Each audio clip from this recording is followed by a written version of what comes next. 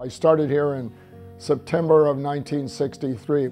There was an opening for an English teacher for 1 year. Fortunately for me, another teacher retired at the end of that school year, and so I was then allowed to stay on and was here till 2001 when I retired as superintendent of schools for El Segundo Unified School District. In the 1960s, when I first started working here, El Segundo schools were very traditional. We had English and science and math, but it was all a very traditional curriculum. We did have 3 languages at that time that were being taught here in the schools. We had Latin, Spanish, and French. We had some students whose goal, I believe, was to work at Chevron, as their parents did. It was a wonderful life in the 1950s and early 60s here in El Segundo. We also had those students who planned on going on to major universities, or maybe 3. There was also a third group which saw themselves as professional athletes. And we had a number of very successful professional athletes that came out of El Segundo High School in the 1960s.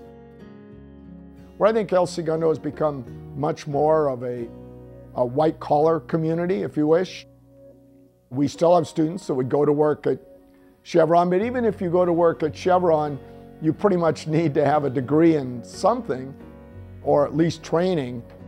In the 1980s, we brought in advanced placement courses. We added one in the early 1980s with, I think it was calculus. We added an AP class.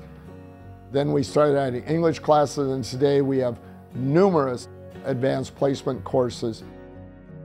I think one of the great benefits of El Segundo is the relationship between the city council and the school board, between the city and the school district.